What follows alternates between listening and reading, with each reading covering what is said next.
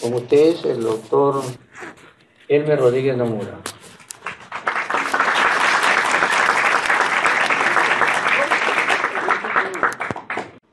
Bien, buenas noches. Esperaba una concurrencia de gente mayor, de personas que ya tienen cierta experiencia y que pueden visualizar con mucho más objetividad de repente el problema que está viviendo el Perú. Conversaba hace algunos días con un amigo, un párroco, y me decía, ¿por qué no hacemos unos seminarios sobre axiología? Y la axiología es una parte de la filosofía que nos enseña a pensar y actuar dentro de las leyes naturales. Por ejemplo, no puedo decir que tengo un buen gobierno cuando sabemos que todo está mal, porque si yo avalo esto, tengo la misma conducta que el gobernante. No puedo hablar de desarrollo sustentable cuando en mi vida privada soy un gran depredador y un gran comprador de cosas. No puedo hablar de valores hipócritamente cuando tengo muchas cosas oscuras en mi vida. Pienso que lo que el Padre quería decirme es de que desde donde estemos nosotros como educadores, orientemos a los jóvenes para que piensen y actúen axiológicamente, es decir, en función a las leyes naturales. Esto cambia bastante el contenido de la conferencia, que si bien es cierto recoge datos fundamentales, pero los datos que le voy a presentar contradice totalmente las versiones del presidente de la República, de sus ministros de Estado y de todos los medios de comunicación. El Perú tiene problemas sociales y los conflictos más grandes son socioambientales. Tía María es un caso emblemático. El primer caso emblemático lo hemos tenido en 2011 con Conga. Pero dentro de las conductas de gobierno, en 2011 participé en algunas actividades de conferencia en Cajamarca. Tuve un reportaje en televisión y también tuve seguimiento de la DINI. Es decir, en este país, pensar diferente al gobierno significa o que nos hacen seguimiento o que nos declaran personas desadaptadas, delincuentes o subversivos. Pase por favor a la primera diapositiva.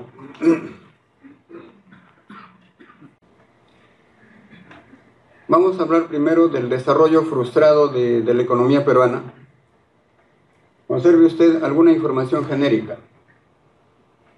El Perú, dentro de los 10 mejores países mineros, ocupa el puesto 7.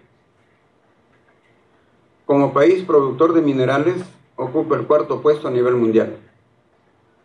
Como país productor de oro, el 6º puesto a nivel mundial. Y a nivel de América Latina, el Perú es el primer país productor de oro. La pregunta es, si el país es tan rico en minerales, ¿por qué estamos en depresión?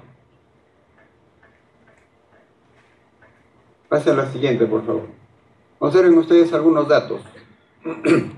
No existe una relación, como nos dicen los medios, de que si no sale Conga o no sale Tía María, la economía entra en depresión o recesión.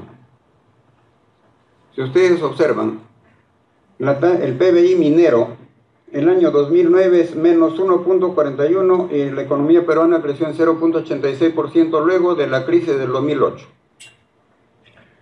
El año 2010, la minería, el PBI minero tuvo una recesión de 4.79% y la economía peruana creció en 8.76%.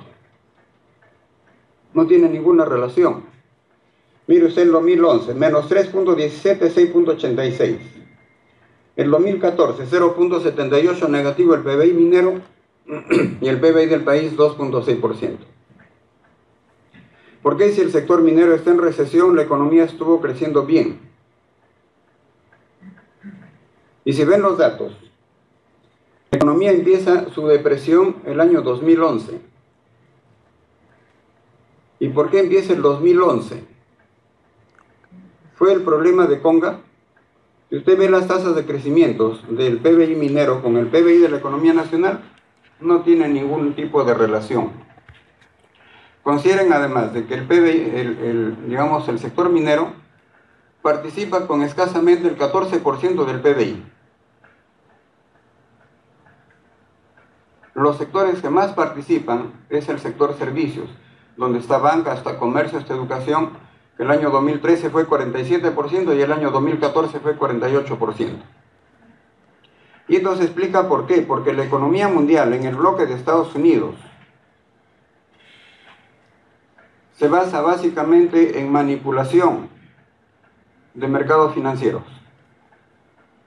El grueso de la economía mundial no tiene que ver nada con producción de bienes y servicios. El grueso de la economía mundial es solamente especulación en bolsa de valores. Esa misma realidad la tenemos en Perú, a partir de la reestructuración del mercado de capitales que hizo Fujimori el año 93, 94 hasta el 96. Se construyó un país de banqueros y comerciantes. Lo que determina el PBI es ese sector, pero no es minería, no tiene ninguna relación directa. La siguiente, por favor. Agenda de gobierno. Todos los presidentes que hemos tenido, desde Fujimori, Toledo, Alan García, Ollanta. La ley de minería, la primera gran ley de minería la dio el gobierno de Fujimori.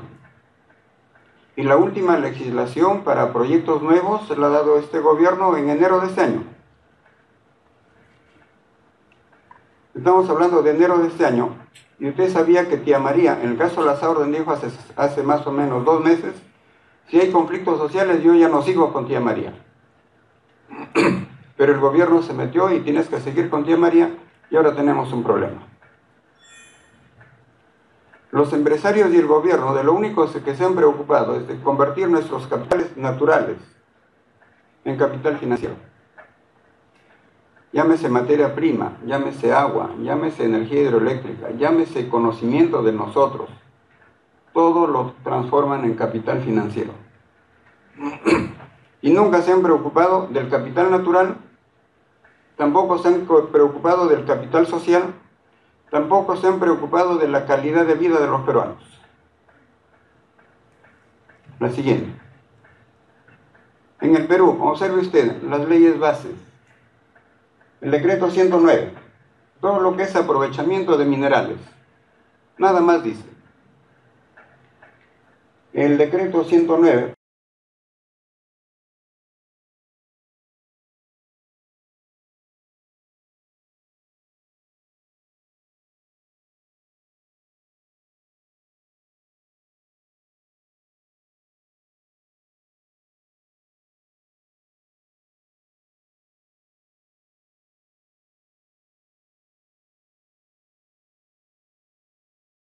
pase a la siguiente, por favor. El decreto 001-2015, impulsar la inversión vinculada a nuevos proyectos mineros. ¿Y qué resulta? De que con esta legislación al Perú le ha estado quedando, hasta hace poco, un promedio del 20% de la utilidad operativa de las empresas mineras. Ahora está llegando a 30%. El siguiente. Caso Bolivia. Me parece interesante y lo he puesto la ley de minería de Bolivia. Observe usted en la parte preliminar de la ley lo que dice principios de la ley. Primero, función económica social de la minería. Primer concepto, función económica social, no como Perú, hay que aprovechar los recursos naturales. Segundo concepto, la minería tiene un interés económico social. Acá solamente es financiero. Tercero, intransferibilidad. Cuarto, seguridad jurídica para las inversiones mineras, que también lo tenemos acá. Quinto, responsabilidad social en el aprovechamiento de los recursos mineros. La minería tiene que trabajar en Bolivia con responsabilidad social. Pero aquí viene lo más importante, pase a la siguiente. Sustentabilidad del desarrollo del sector minero. El punto G, la minería en Bolivia debe tener reciprocidad con la madre tierra. Eso dice su ley. No dice como acá, mata toda forma de vida y saca todos los minerales y llévate el dinero. Tiene que tener reciprocidad con la madre tierra. El punto H es más importante. Las actividades mineras en Bolivia deben buscar la protección a las naciones y pueblos indígenas que son vulnerables por la gran minería. Eso acá no lo tenemos. Con esta legislación, cuando Evo Morales llega al gobierno y da su nueva ley general de minería y su ley de hidrocarburos,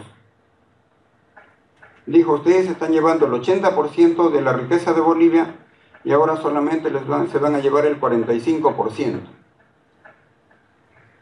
¿Qué dijeron cuando recién Evo Morales anunció? No, que nos vamos del país, que la bolsa de valores de Bolivia se va a caer. De hecho, se cayó unos días. Han pasado ¿cuántos años? Los empresarios mineros y de hidrocarburos en Bolivia, ¿se fueron de Bolivia? Siguen en Bolivia. Aún con el 45% de la utilidad bruta operativa, ellos ganan mucho dinero, aceptaron las condiciones de la renegociación de los contratos mineros. ¿Y cuál es la resultante? Pase la siguiente, por favor. Mira el crecimiento de su PBI. Cuando nosotros el año 2014 hemos tenido 2.6, Bolivia ha tenido 5.5% de crecimiento de su PBI. Igual que Ecuador, que son países que no firmaron TLC, porque acá nos vendieron la idea de que sin el TLC nos íbamos en crisis.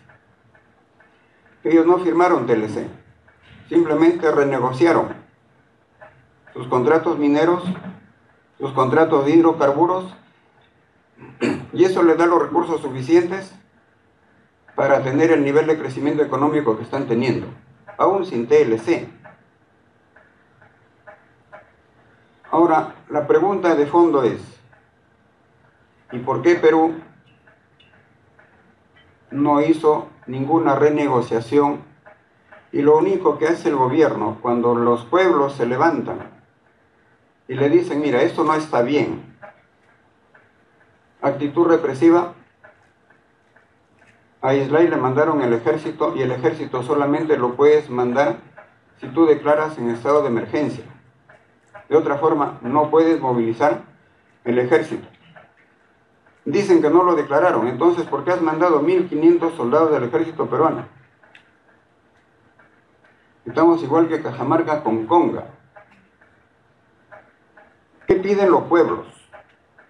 Observe usted, con este sector minero que nos dicen que es promotor de la economía nacional, que como estamos viendo con la información, no tiene relación directa entre la tasa de crecimiento del PBI minero con el PBI de la economía nacional, no tiene relación. Los pueblos están reclamando que los recursos que tienen en sus regiones les permita desarrollarse mejor y armónicamente. Cajamarca tiene Yanacocha, la mina más rica de oro de América Latina, y es el cuarto departamento más pobre del Perú. ¿Por qué no le dicen al Perú de que Marcona, que ahora lo administran los chinos, es la mina de hierro más rica del planeta? Pero siendo tan ricos en recursos naturales, la pregunta es, ¿y por qué estamos en una economía con depresión, con tendencia a recesión? Nos dicen los medios de que hay un efecto de, digamos, directo de cómo está la economía mundial. Es cierto, hay distorsiones en la economía mundial. Pero si fuese cierto, ¿por qué Bolivia y por qué Ecuador, que tienen una realidad económica parecida, tienen tasas de crecimiento mejores que la de nosotros? Los pueblos nativos están pidiendo de que de tanta riqueza que producen las empresas mineras, se quede un poco más de recursos para su propio desarrollo, que ya no nos dejen 20 o 30%. ¿Por qué no seguimos el ejemplo de Bolivia? 55%. Y hay las experiencias de Ecuador y Bolivia, las empresas no se fueron, siguen operando ahí porque siguen ganando también muchísimo dinero, no tanto como antes, pero siguen siendo muy rentables sus inversiones. ¿Por qué no lo hacemos? Porque hay un tema que el gobierno no lo quiere reconocer. Se llama corrupción. Pregunto, ¿cuánto le pagaron a Toledo para que cambie toda la legislación peruana y le dé a Repsol el monopolio de la comercialización del gas de Camisea por 22 años con una utilidad programada de más de 30.000 millones de dólares? Ahora no tenemos gas para carros. Y el gas doméstico que nosotros compramos lo pagamos a un precio como si el gas de Perú lo llevaras a España, lo trajeras de nuevo a Perú, le aplicas todos los impuestos, ese es el precio de balón que pagamos, con gas que se produce en Perú. Corrupción generalizada que nadie lo quiere enfrentar. Y la economía peruana también está haciéndose inestable por el crimen organizado, que para mí es una forma de terrorismo urbano, porque siembra terror. Y nadie lo quiere reconocer como terrorismo. En países como China o Singapur, por ejemplo, Singapur no hay delincuencia. ¿Cómo lo solucionaron el tema de delincuencia? Matando delincuentes. Aquí todos tienen terror de hablar de pena de muerte a los criminales. Alguien que hace actos de corrupción o es criminal, en este país lo tratan como si fuera un presidente. Lo transportan con policías, con seguridad, policía motorizada, con patrulleros. La prensa basura que tenemos le hace documentales y le hace entrevistas todos los días. Y los programas dominicales les hacen programas de media hora, 1 hora o más. Son famosos. Pero ¿por qué no se toma la decisión lo que hace China? Por ejemplo, en China la corrupción se castiga con pena de muerte. El criminal se castiga con pena de muerte. En Estados Unidos pena de muerte. Pero en el Perú lo tratamos como príncipe. El tema de corrupción nos está llevando a que se haga un país ingobernable. Y la corrupción está desde la presidencia de la República hasta el último alcalde distrital. Todo lo vemos. Y se ha hecho una cultura del delito todavía más interesante, donde la gente dice, no robó, pero ha hecho obra. O sea, nos parece interesante de que robó, está bien, pero hizo obras. ¿Por qué los medios y el gobierno no diseñan un programa para educar no en función a la cultura del delito? Porque en la medida en que la cultura del delito esté institucionalizada, tendremos ese tipo de legislación como la que tiene Perú, que nos impide renegociar contratos mineros y nos impide renegociar los contratos del gas de Camisea. La siguiente. Bien, en nosotros lo que invocan, y mucho recuerdo yo lo que dijo este señor Cipriani cuando reventó el conflicto de Conga. Dijo, en Cajamarca se debe respetar el Estado de Derecho. Pero nunca lo escuché salir a decir que el gobierno debe proteger a las personas honradas que las asesinan o les roban todos los días. Pero sí habla de valores en su misa. Si usted lo ve así, el Estado de Derecho, ¿qué cosa es? Simplemente a nosotros nos dan leyes, que lo hacen algunos políticos con intereses económicos partidarios, y que nos dicen que las tienes que cumplir. Son leyes que las hacen personas que tienen intereses políticos económicos. Pero mi visión es simple, no son leyes que vienen ni del cielo ni de la tierra. Y para mí, hay leyes que los pueblos no están obligados a cumplir. Y son las leyes que atentan contra su vida, o que atentan contra los recursos de los cuales ellos viven. Los pueblos no están obligados a cumplir esas leyes. El Estado de Derecho, ¿por qué no lo cambiamos por el Estado Social de Derecho? Que sería mejor. Pero vuelvo a insistir, estos temas no se tocan públicamente y la prensa tampoco lo quiere tocar, porque hay intereses económicos, políticos y hay una corrupción generalizada de las altas esferas del gobierno. Y siempre nos tienen con alguna película por ahí, Combate, esto es guerra, Martín Belaúnde. Nos tienen en shock. Pensamiento de Friedman para los economistas futuros. Eso es lo que plantea Friedman. A la sociedad tenlo en shock y haz lo que se te dé la gana con las inversiones de capital puro. Y nadie va a reaccionar. Y por eso le dieron el Premio Nobel de Economía. La siguiente. Conflictos de Perú. Actualmente tenemos 208 conflictos socioambientales. La siguiente.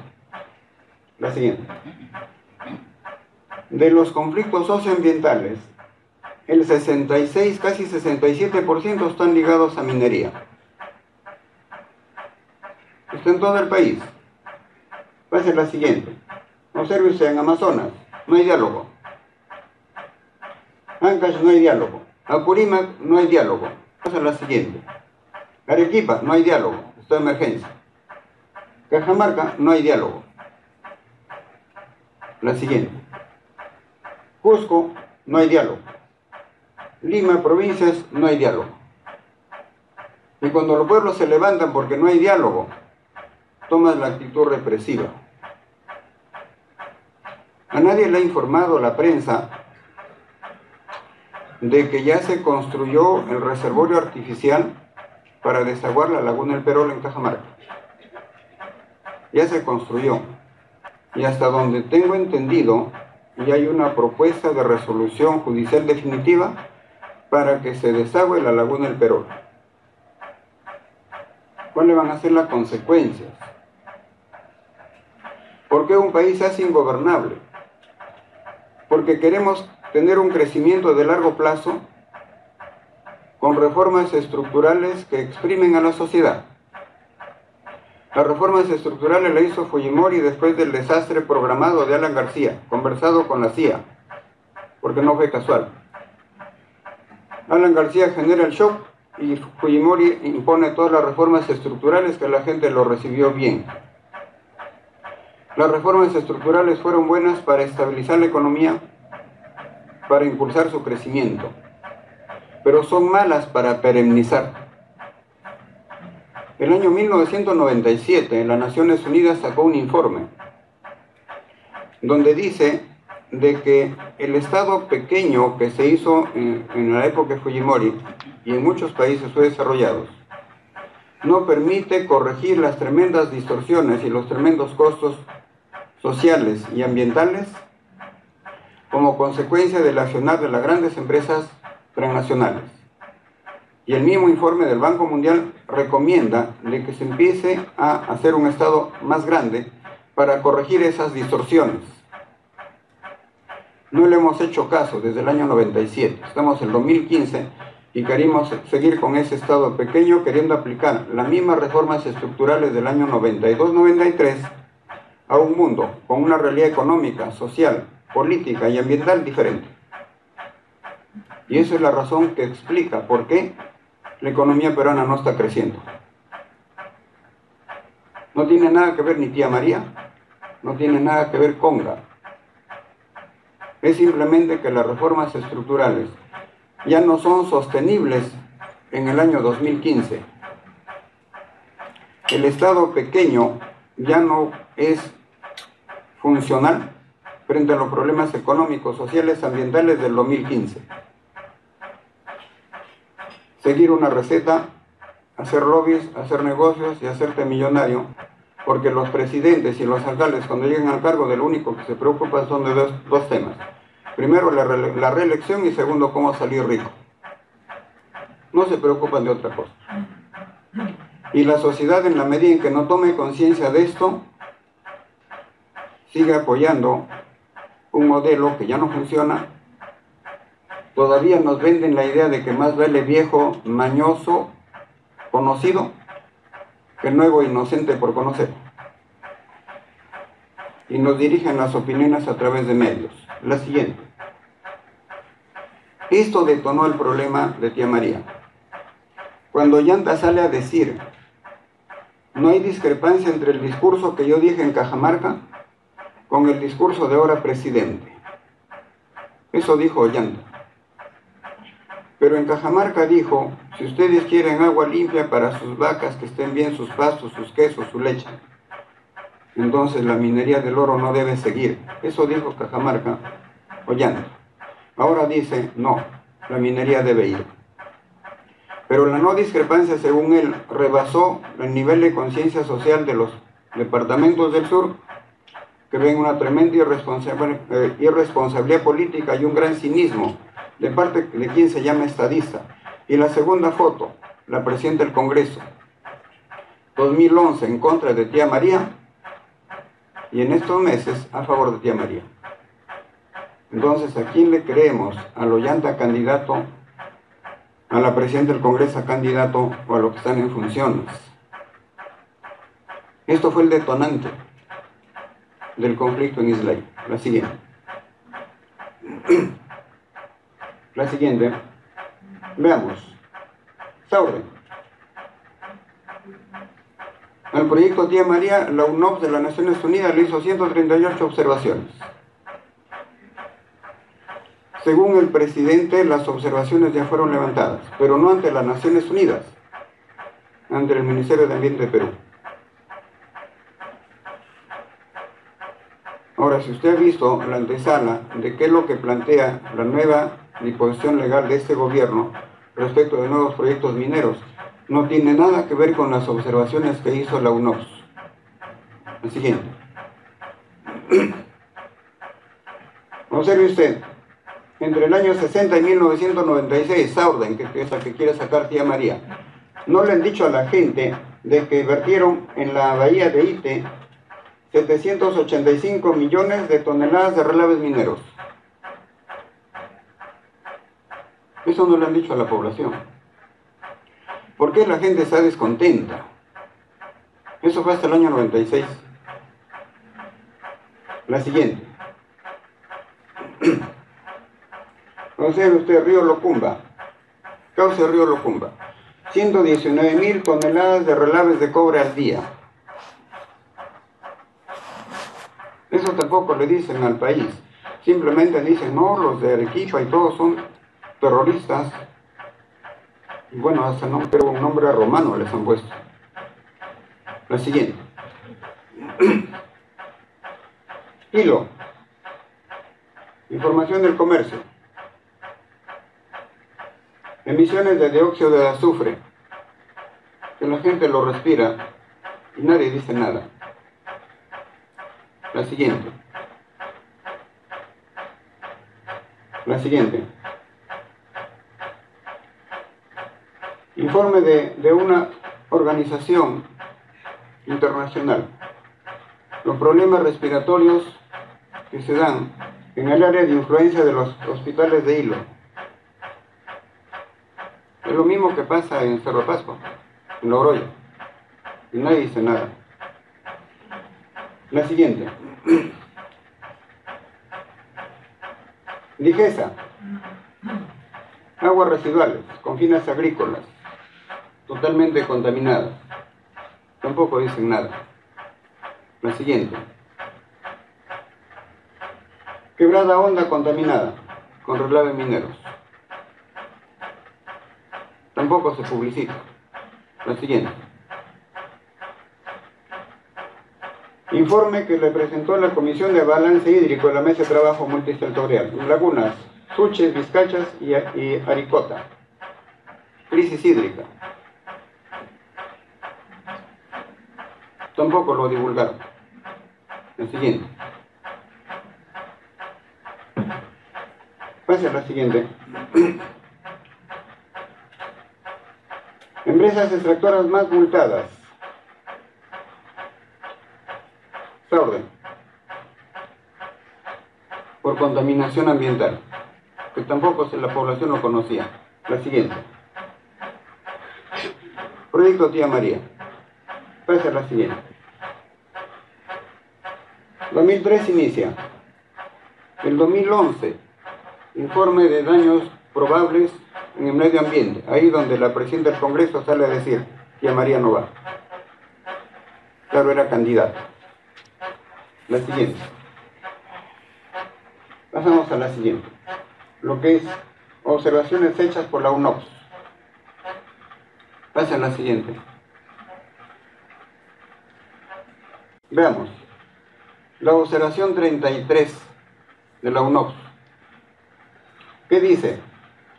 Solicitar el esclarecimiento de la omisión detectada en relación a las características del depósito de desmonte asociados al preminado.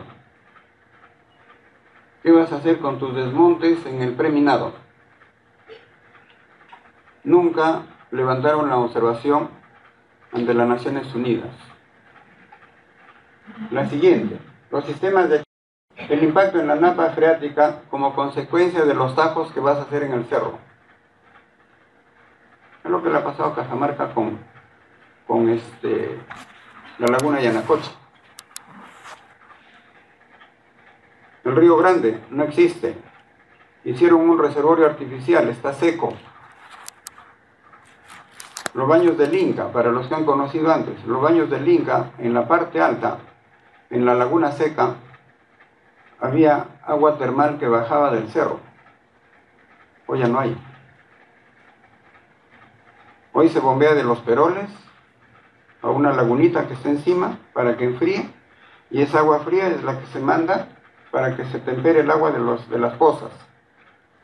Pero antes del cerro salía agua caliente y se enfriaba con el agua del río Mashcón. Bueno, el río Mashcón sigue, pero el agua caliente del cerro ya no existe. ¿Por qué? Porque hay tajos arriba y te cortan las venas subterráneas que alimentan a lo que usted podría conocer algún riachuelo, una laguna o un río. Eso es lo que está pasando. La 35. ¿Qué va a pasar en el caso de bombeo de agua desalinizada? Porque dicen que va a usar el agua del mar, lo cual es cierto. Tú vas a bombear agua del mar, la vas a traer, le vas a quitar las sales, vas a tener un agua destilada, y esa sal, ¿a dónde la vas a botar? No hay ninguna explicación de a dónde van a botar esas miles de toneladas de sal. ¿Irán al mar de nuevo? ¿Cuál va a ser el impacto en la biomasa? Y lo que es peor, cuando tú uses esa agua y lo contamines con químicos, después lo vas a botar al mar, ¿y qué va a pasar con la biomasa? La siguiente. La línea de alta tensión. ¿Cuál va a ser el impacto en la calidad de vida de la población, las tremendas líneas de alta tensión eléctrica? La 37. La calidad del aire como consecuencia de tu actividad minera. Tampoco se ve. La 38.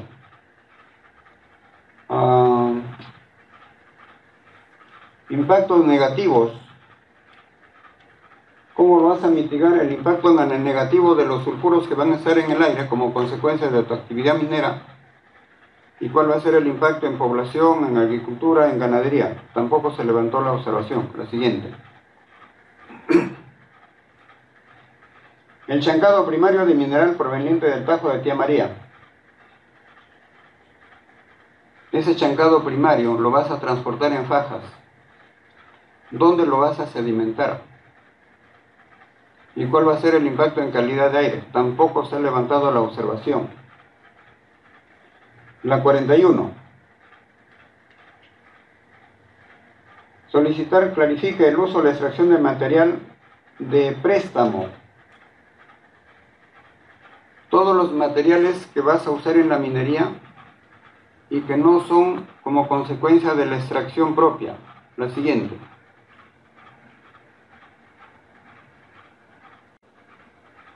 (44) Los residuos de los hidrocarburos que vas a usar, porque usan miles de tanques de combustible, usan miles de galones de aceites y lubricantes, y esos residuos, ¿dónde lo vas a depositar? Tampoco existe ningún levantamiento de información sobre esto. El plan de cierre en materia de depósito de sulfuros. Vas a generar tantos sulfuros y cuál va a ser el plan de cierre para que eso no haga daño a todo el medio ambiente de la zona. Tampoco se levantó la observación. Veamos, infraestructura, manejo de recurso hídrico. El manejo del recurso hídrico, con los antecedentes que le estoy diciendo, ¿cómo va a quedar la cantidad y la calidad de agua que va a afectar a todas las zonas agrícolas del río Tambo, del Valle Tambo? Tampoco se han levantado. Respecto de la percepción de la población, los impactos que a nivel global va a tener Tía María en la visión de la población. Realmente no ha habido ninguna difusión. Me hace acordar un poco a Cajamarca, ¿no? La gente decía, oye, ¿por qué peleas? Bueno, contra Conga, pero ¿por qué no? No tenían información. Simplemente tienes un conflicto social porque no hay información. Y también no lo pueden dar porque no han levantado las observaciones de las Naciones Unidas. Lo siguiente.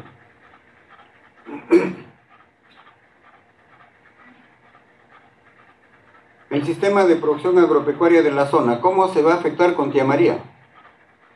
¿Va a mejorar su capacidad productiva? ¿Se va a deteriorar? ¿Cuál va a ser el impacto del proyecto en Tía María en los costos de mano de obra agrícola? Tampoco se ha visto. Pasa a la siguiente.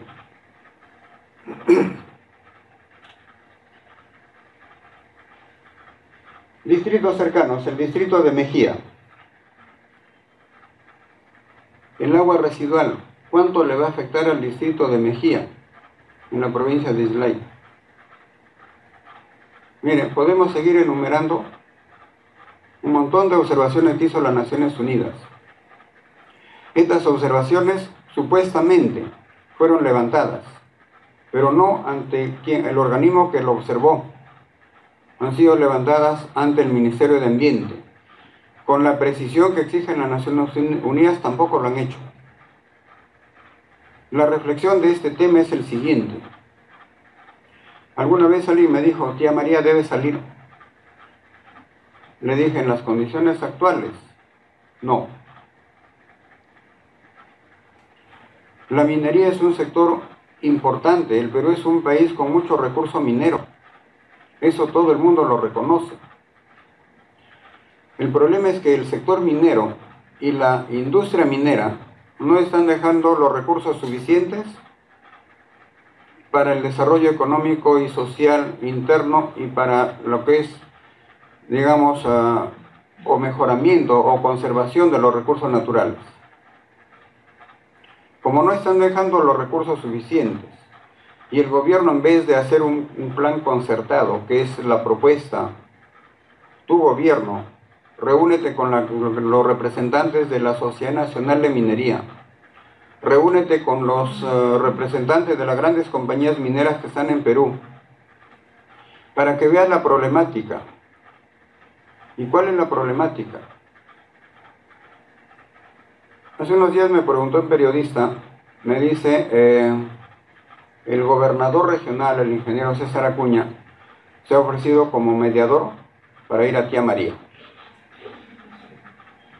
¿Y qué opinas? Le dije, nada. Yo no tengo nada que opinar porque no sé nada. Pero en vez de irse a Tía María, ¿por qué no ve el problema minero aquí en La Libertad? Para los jovencitos que vienen de las sierras del Liberteña, acá hay vetas que tienen hasta 80 gramos de oro por tonelada de mineral. Y hay vetas que te dan 25, 35, 40 gramos de oro por tonelada. Pero estas compañías mineras grandes en La Libertad trabajan bajo la modalidad de contrata con lo que se llaman los mineros, los pequeños mineros formales. Te dice, mira, yo tengo esta concesión grande y en esta parte del cerro tú vas a sacar mineral. sacas Paco, sacas Pira.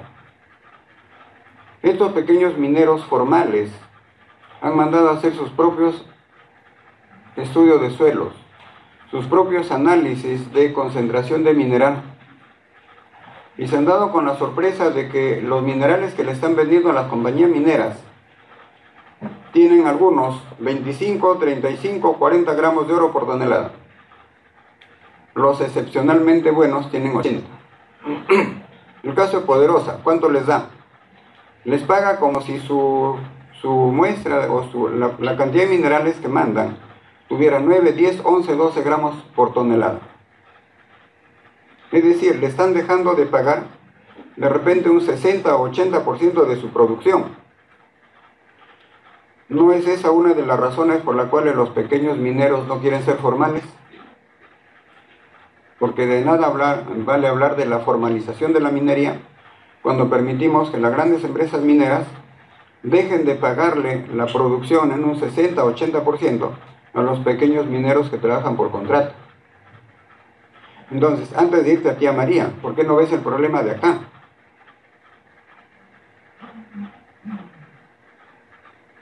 El otro tema, creo que es necesario en este programa de concertación decirle a los empresarios mineros: mira, lo que Perú produce en minerales nos puede ayudar a desarrollarnos bien, pero quiero una mayor participación de lo que tú estás produciendo. Los ejemplos los tiene usted: Bolivia, Ecuador. Las empresas mineras siguen ahí, no se fueron, siguen siendo rentables para ellos y siguen siendo rentables para el país. Después de que hagas esa negociación, entonces recién puedes ir a Cajamarca, o después puedes ir a Islay, a decirle a la población: mira, yo quiero que me permitas que esta inversión minera siga, porque ya hice una negociación en la cual la minería va a tener un rol económico social en el país. 2. La minería va a permitir ese pago justo a la madre tierra que nos da los minerales. Hay que regenerar el medio ambiente que se dañó. 3. Lo más importante, las grandes empresas mineras van a respetar y proteger a nuestros pueblos nativos. Que no suceda lo que ha pasado con este tema del nuevo ducto de gas que lo están haciendo en la provincia de 15.000, en el Cusco. Y se lo digo porque un familiar mío trabajó ahí en el proceso de hacer los campamentos.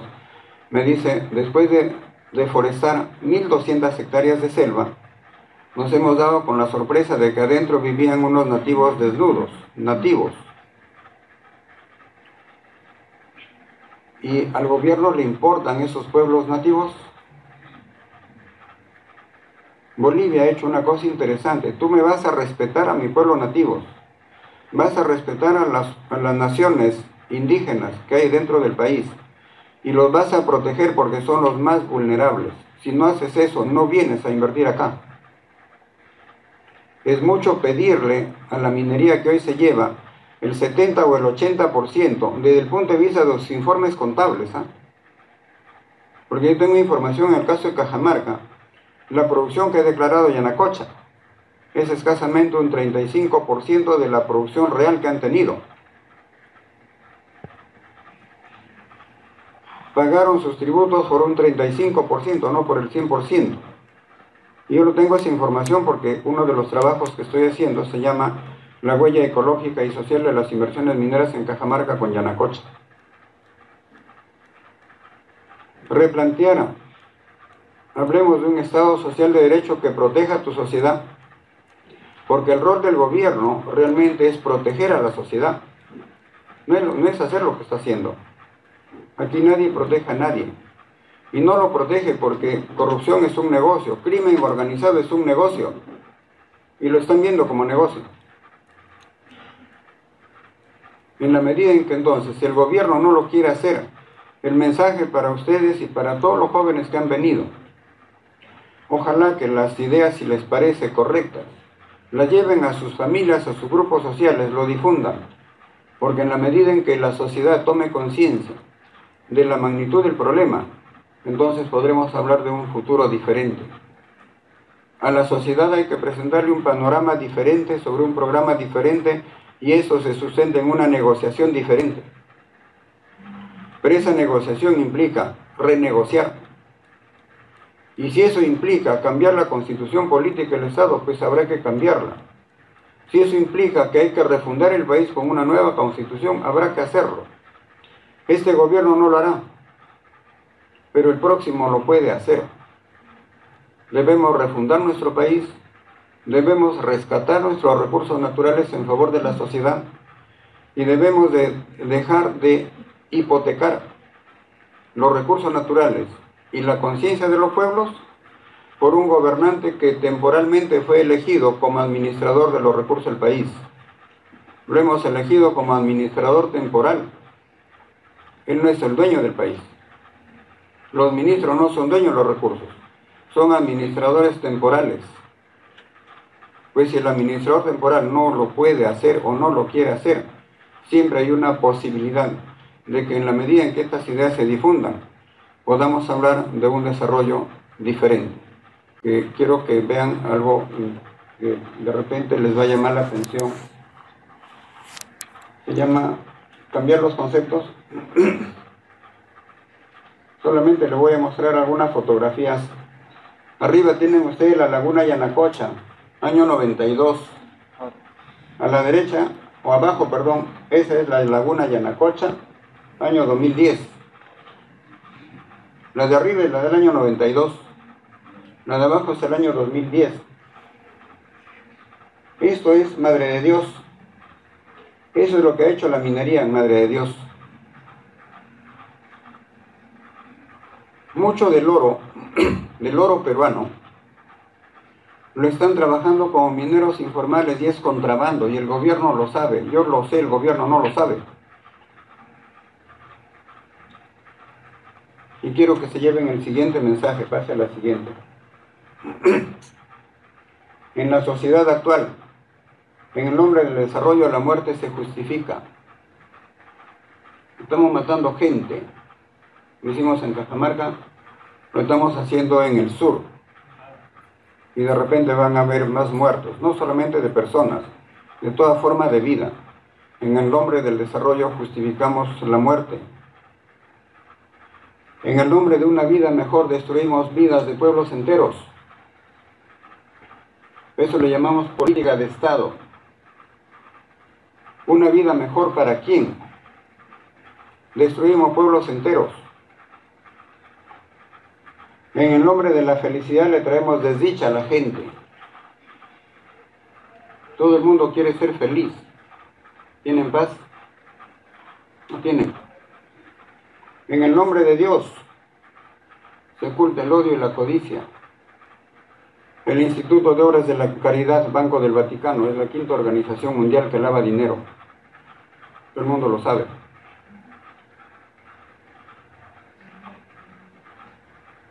En minería decimos, reducir emisiones de gas. Oiga, si se quiere proteger al planeta, conserve su recurso natural. Y es obligación de todos y cada uno de nosotros, de donde estemos, luchemos porque los recursos naturales del país no se le siga dando el trato que se le da ahora.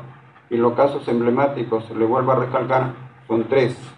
Conga, Tía María, gas de Camisea. Que gracias a Toledo y compañía, el Perú no lo puede disponer. Ese es el problema. Somos productores de gas y no tenemos gas. Gracias a Toledo. ¿Lo hizo gratis? No lo sé. Solamente en un contrato que le aseguraba a Repsol $30.000 millones, ¿cuánto le dieron? Para cambiar todas las leyes. El flagelo del Perú entonces empieza con las reformas estructurales de Fujimori, que queremos perennizar una educación que nos está llevando a una sociedad del delito, corrupción generalizada en las altas esferas del gobierno hasta las pequeñas, incluso a la UNT. Y en este escenario, lo único que nos queda a nosotros es levantar nuestra voz de protesta y que ojalá ustedes lo puedan difundir. Muchas gracias.